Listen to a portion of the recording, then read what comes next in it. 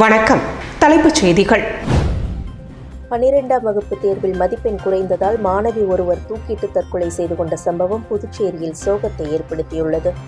புதுச்சேரி ஒதியம்பட்டு பகுதியைச் சேர்ந்த ஜெயபால் பச்சையம்மாள் தம்பதியினரின் மகள் மேனகா. இவர் மரப்பாலம் பகுதியில் உள்ள தனியார் பள்ளியில் 12ஆம் வகுப்பு பயின்று பொதுத் தேர்வு எழுதியிருந்த நிலையில் இன்று வெளியான தேர்வு முடிவில் மாணவி மேனகா குறைந்த மதிப்பெண் எடுத்ததாக கூறப்படுகிறது. இதனால் மனமுடைந்த மாணவி வீட்டில் தூக்கிட்டு தற்கொலை செய்து கொண்டார்.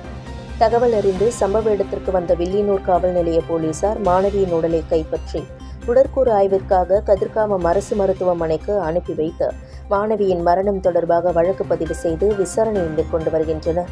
புதுச்சேரியில் 12ஆம் வகுப்பு தேர்வில் குறைந்த மதிப்பெண் எடுத்ததால் மாணவி தூக்கிட்டு தற்கொலை செய்து கொண்ட சம்பவம் மாணவியின் உறவினர்கள் மற்றும் சக மாணவர்களிடையே பெரும் சோகத்தை ஏற்படுத்தியுள்ளது. வெப்ப அயற்சியால் பாதிக்கப்படுபவர்களுக்கு சிகிச்சை அளிக்க அரசு மருத்துவமனைகளில் சிறப்பு வார்டுகள் அமைக்கப்பட்டுள்ளன. புதுச்சேரி சுகாதாரத்துறை இயக்குநர் டாக்டர் ஸ்ரீராமுலு வெளியிட்டுள்ள செய்திக்குறிப்பில், புதுவை மாநிலத்தில் வெப்பத்தின் தாக்கம் நாளுக்கு நாள் அதிகரித்து வருகிறது. இது மேலும் அதிகரிக்கும் என்று வானிலை ஆய்வு மையம் எச்சரிக்கை விடுத்துள்ளது. பாதிக்கப்படுவோருக்கு சிகிச்சை அளிக்க தற்போது கதிர்காமம் அரசு மருத்துவக் கல்லூரி ஆஸ்பத்திரியில் 5 படுக்கைகள் கொண்ட வார்டும், ராஜீவ்காந்தி மகளிர் மற்றும் குழந்தைகள் மருத்துவமனையில் 5 படுக்கைகள் கொண்ட வார்டும், அரசு பொது மருத்துவமனையில் 2 படுக்கைகள் கொண்ட வார்டும் அமைக்கப்பட்டுள்ளது. இங்கு அனைத்து மருத்துவ வசதிகளும் தயார் நிலையில் உள்ளன. போதுமான மருந்துகள் கையிருப்பு வைக்கப்பட்டுள்ளன. 24 மணி நேரமும் டாக்டர்கள் மற்றும் நர்சுகள் அங்கு பணியில் இருப்பர். வெப்ப அயற்சியால் பொதுமக்கள் யாரும் பாதிக்கப்பட்டால் உடனடியாக அரசு ஆஸ்பத்திரிக்கு அவர்களை சிகிச்சைக்கு கொண்டு வந்து சேர்க்கலாம் என குறிப்பிடப்பட்டுள்ளது. பழமை வாய்ந்த மது மாரியம்மன் ஆலய சித்திரை தீமிதி திருவிழாவில் 200க்கும் மேற்பட்ட பக்தர்கள் தீமிதித்து நேர்த்திக்கடன் செலுத்தினர். காரைக்கால் மாவட்டம் திருவேட்டக்குடியில் அமைந்துள்ள பழமை வாய்ந்த ஸ்ரீ மதுமாரியம்மன் ஆலயத்தில் கடந்த 21ஆம் தேதி கொடியேற்றத்துடனும் விக்னேஸ்வர பூஜையுடனும் சித்திரை திருவிழா துவங்கியது. அன்று முதல் அம்மனுக்கு சிறப்பு அபிஷேக ஆராதனைகளும் மன்னவாகனத்தில் அம்மன் அலங்கரிக்கப்பட்டு வீதியுலா நிகழ்ச்சிகளும் நடைபெற்று வந்தன. திருவிழாவின் முக்கிய நாளான இன்று மதுமாரியம்மனுக்கு சிறப்பு அபிஷேகத்தை தொடர்ந்து சந்தனக்காப்பு அலங்காரம் செய்யப்பட்டு சிறப்பு ஆராதனைகள் நடைபெற்றன. பின்னர் அம்மன் அன்னவாகனத்தில் வலம் வந்து தீக்குழிக்கு அருகில் எழுந்தருளியதை அடுத்து சித்திரை திருவிழாவின் முக்கிய நிகழ்வான பூமிதித்தல் எனப்படும் தீமிதி திருவிழா இன்று மாலை நடைபெற்றது. இதில் 200க்கும் மேற்பட்ட பக்தர்கள் ஒரு வார கால விரதமிருந்து தீமிதித்து நேர்த்திக்கடனை செலுத்தினர்.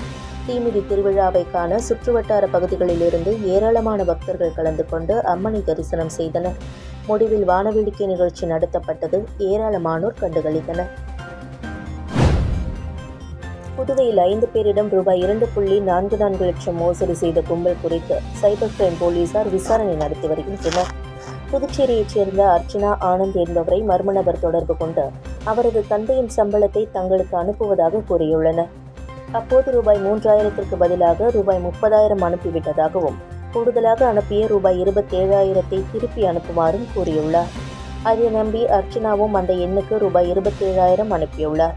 மேலும் பல தவணையில் அந்த எண்ணுக்கு மொத்தமாக ரூபாய் 77,000 அனுப்பி மோசடி கும்பலிடம் ஏமாந்துள்ளார். புதுச்சேரியைச் சேர்ந்த ஹரிஹரன் என்பவரின் வங்கி கணக்கிலிருந்து அவருக்கு தெரியாமல் ரூபாய் 66,000 மர்ம நபர் எடுத்துள்ளார். அதேபோல் நவீன் செல்வா என்பவர் குறைந்த விலையில் பழைய ஸ்டிக்கர்கள் தருவதாக மர்ம நபர் கூறியதை நம்பி முன்பணமாக ரூபாய் 27,000 அனுப்பி ஆர்டர் செய்து ஏமாற்றப்பட்டார். புதுவையைச் சேர்ந்த ஷைலஜா என்பவர் அவரது உறவினருக்கு பணத்தை அனுப்பாமல் தவறுதலாக வேறு நபருக்கு ரூபாய் 32,900 அனுப்பியுள்ளார். மேலும் புதுவையைச் சேர்ந்த இளம் பெண்ணிடம் மர்ம நபர் தொடர்ந்து கொண்டு குறைந்த வட்டியில் லோன் தருவதாக கூறியுள்ளார். இதை நம்பி இளம் பெண் லோன் பெறுவதற்காக முன்பணமாக ரூபாய் 42,000 அனுப்பி மோசடி கும்பலிடம் ஏமாந்துள்ளார். மேற்கூறி 5 நபர்களிடம் மொத்தமாக ரூபாய் 2,44,000 மோசடி செய்துள்ளனர். இதுகுறித்து பாதிக்கப்பட்டவர்கள் சைபர் கிரைமில் புகார் அளித்துள்ளனர். அதன் பேரில் போலீசார் விசாரணை நடத்தி வருகின்றனர்.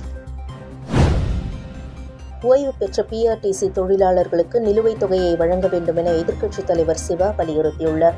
புதுச்சேரி எதிர்க்கட்சித் தலைவர் சிவா வெளியிட்டுள்ள செய்திக்குறிப்பில், புதுச்சேரி பிஆர்டிசியில் கடந்த 2021ஆம் ஆண்டு முதல் கடந்த ஏப்ரல் வரை ஓய்வு பெற்ற 62 தொழிலாளர்களுக்கு சேம நலநிதி, விடுப்புத் தொகை, எம்இசிபி, டிஏ உள்ளிட்ட நிலுவைத் தொகைகள் வழங்கப்படவில்லை. சேமிப்பு நிதி காலத்தோடு கிடைக்காததால் அத்தொழிலாளர்கள் வறுமையில் வாடுகின்றனர். அதில் 3 தொழிலாளர்கள் உயிரிழந்துள்ளனர். வருங்கால வைப்பு நிதி ஆணையம் மூலம் மாதம் ரூபாய் 1800 முதல் ரூபாய் 3000 மட்டுமே வழங்கப்படுகிறது. நிலுவைத் தொகை கிடைக்காததால் சரிவர குடும்பம் நடத்த முடியாமல் சிரமப்படுகின்றனர். துறை அதிகாரிகள் சரிவர செய்யாததே இதற்கு காரணம். நிலுவைத் தொகையை உடனடியாக வழங்க நடவடிக்கை எடுக்க வேண்டும் என குறிப்பிடப்பட்டுள்ளது. மருத்துவ கழிவுகள் கொட்டப்படுவதாக எழுந்த புகார் தொடர்பாக ஜிப்மர் மருத்துவமனை வளாகத்தில் மாசு கட்டுப்பாட்டு வாரிய அதிகாரிகள் ஆய்வு நடத்தியதால் பரபரப்பு ஏற்பட்டது. புதுச்சேரி ஜிப்மர் மருத்துவமனை மருத்துவ கழிவுகளை லாஸ்பேட்டை ஜீவானந்தபுரம் எம்ஜிஆர் வீதி வளாக பகுதியில் கொட்டப்பட்டதாகவும் அதனால் அப்பகுதியில் துர்நாற்றம் வீசுவதாகவும் புகார் எழுந்தது. இதைத் தொடர்ந்து மாசு கட்டுப்பாட்டு வாரிய அதிகாரிகள் மற்றும் உழவர்கரை நகராட்சி அதிகாரிகள் அடங்கிய குழுவினர் ஜிப்மர் மருத்துவமனை வளாகம் மற்றும் சுற்றுவட்டார பகுதியில் ஆய்வு நடத்தினர். அப்போது மருத்துவ கழிவுகளை துத்திப்பட்டில் உள்ள மருத்துவ கழிவுகளை அகற்றும் நிறுவனத்திற்கு ஜிப்மர் நிர்வாகம் முறைப்படி அனுப்பி வைப்பது கண்டறியப்பட்டது. ஆனால் திடக்கழிவு மேலாண்மை திட்டத்தின் கீழ் திடக்கழிவுகளை சரிவர அகற்றாமல் கொட்டி வைத்திருப்பதும் தெரியவந்தது. இதனால் மாசு கட்டுப்பாட்டு வாரியம் சுற்றுச்சூழல் விதியின்படி திடக்கழிவுகள் அகற்றாதது குறித்து ஜிப்மர் விளக்கமளிக்க நோட்டீஸ் வழங்க முடிவு செய்துள்ளது. கோட்டுச்சேரி ஸ்ரீ சீதளாதேவி மாரியம்மன் ஆலய தீமிதி திருவிழாவில் கலை நிகழ்ச்சிகளின் நேரத்தை நீட்டித்து தர வேண்டி மாவட்ட ஆட்சியரிடம் மனு அளிக்கப்பட்டுள்ளது. காரைக்கால் மாவட்டம் கோட்டுச்சேரி பகுதியில் அமைந்துள்ள அருள்மிகு ஸ்ரீ கோடீஸ்வரமுடையார் தேவஸ்தானத்திற்கு உட்பட்ட சீதளாதேவி மாரியம்மன் ஆலயத்தில் ஆண்டுதோறும் தீமிதி திருவிழா வெகு விமரிசையாக நடைபெறுவது வழக்கம். இந்த ஆண்டு கடந்த 5ஆம் தேதி தொடங்கிய திருவிழா வரும் 31ஆம் தேதி வரை நடைபெற உள்ளது. இந்நிலையில் திருவிழாவின் முக்கிய நிகழ்ச்சியான தீமிதி திருவிழா 27ஆம் தேதி அன்று நடைபெற உள்ளது. ஏறக்குறைய 1 மாத காலம் நடைபெறும் தீமிதி திருவிழாவில் கலை நிகழ்ச்சி கால நேரத்தை 10 மணியிலிருந்து 12 மணியாக நீட்டித்து தர வேண்டும் எனவும் வான வேடிக்கைகள் நடத்துவதற்கு அனுமதி வழங்க வேண்டும் எனவும் அதிமுக மாவட்ட கழக செயலாளர் MV ஓமலிங்கம் தலைமையில் மாவட்ட ஆட்சியரை சந்தித்து கோடீஸ்வரமுடையார் தேவஸ்தான நிர்வாகிகள் மற்றும் கோட்டுச்சேரி கிராம மக்கள் ஏராளமானோர் மாவட்ட ஆட்சியரிடம் மனு அளித்து வேண்டுகோள் விடுத்தனர். பாத்தீங்கன்னா நம்ம எங்க கோட்டேரி கோயில் 26 நாள் திருவிழா நடக்கும். 5ஆம் தேதியிலிருந்து 31ஆம் தேதி வரைக்கும் இந்த மாசம் 31ஆம் தேதி திருவிழா நடக்கும். அதில் பாத்தீங்கன்னா கலை நிகழ்ச்சிக்கும் மாணவர்களுக்கும் அனுமதி. ஏன்னா கலை நிகழ்ச்சி டைம் கம்மியாக சொல்றாங்க, 7 to 10 தான் சொல்றாங்க. அந்த டைம் நாங்கள் 12 மணி வரைக்கும் கேட்டிருக்கோம் மாவட்ட ஆட்சியர் உங்களுக்கு. அதனால வான வேடிக்கை வெடிக்கக்கூடாது அப்படின்னு காவல்துறை சார்பா சொல்றாங்க. இந்த வான வேடிக்கை இல்லைன்னா கோயில் திருவிழா நடக்கிறது கிராம சார்பா தெரியாது. இங்கேயுமே இந்த எல்லா ஊருமே அதான் உங்களுக்கு இந்த கிராமம் மட்டும் நாங்கள் சொல்ல கோடிக்கல் மட்டும் சொல்ல பொதுவாகவே பார்த்தீங்கன்னா அதான் மாவட்ட ஆட்சியாளர் அதுக்கு அதிகாரிக்கு போய் ஆவணம் செஞ்சு இன்னைக்கு சாயந்தரத்துல ஒரு நல்ல பதில் சொல்லியிருக்காங்க. பாகூர் அங்காள பரமேஸ்வரி அம்மன் ஆலய மயான கொள்ளை விழா மிகச்சிறப்பாக நடைபெற்றது. பாகூர் பிரபாநகரில் எழுந்தருளியிருக்கும் அருள்மிகு சுயம்பு ஸ்ரீ அங்காள பரமேஸ்வரி அம்மன் ஆலய 3ஆம் ஆண்டு மயான கொள்ளை மகா உற்சவம் மிக விமரிசையாக நடைபெற்றது. முன்னதாக மங்கள இசையுடன் தொடங்கிய நிகழ்ச்சியில் அம்மனுக்கு அபிஷேகம் ஆராதனைகள் செய்து கணபதி ஹோமம், லட்சுமி ஹோமம், மகாசக்தி ஹோமம் இவைகளை தொடர்ந்து சன்னதியின் மேற்கு திசையில் அமைந்துள்ள பிள்ளையார் கோயில் தெப்பக்குளத்திற்கு சென்று ஜலம் திரட்டி பூங்கரகம் அலங்கரித்து வீதி உலா வந்து கொடியேற்றி காப்பு கட்டி நாள்தோறும் அம்மன் வீதி உலா நடைபெற்று முக்கிய நிகழ்வான மயான கொள்ளை திருவிழா நடைபெற்றது. முன்னதாக ஆலயத்திலிருந்து பம்பை உடுக்கை மேளத்துடன் ஸ்ரீ அங்காளம்மன் புறப்பட்டு பிள்ளையார் கோயில் குளக்கரைக்கு சென்றடைந்து அங்கு அம்மனுக்கு காய்கறிகள், பழங்கள், கொழுக்கட்டை ஆகியவற்றை படையில் இட்டு தீபாரதனை காண்பிக்கப்பட்டு கொள்ளையிடுதல் நிகழ்ச்சி நடைபெற்றது. இதில் திரளான பொதுமக்கள் கலந்து கொண்டனர். தொடர்ந்து அம்மன் வீதி உலாவும் அன்னதானமும் நடைபெற்றது. இதற்கான ஏற்பாடுகளை ஆலய நிர்வாகிகள் நாராயணன், கோமதி நாராயணன், புருஷோத்தமன், பிரபாநகர் கிராமவாசிகள் மற்றும் இளைஞர்கள் செய்திருந்தனர். புதுச்சேரியில் புனித பேட்ரிக் முதுநிலைப் பள்ளி மாணவர்கள் +2 அரசு பொதுத் தேர்வில் 100% தேர்ச்சி பெற்று சாதனை படைத்துள்ளனர்.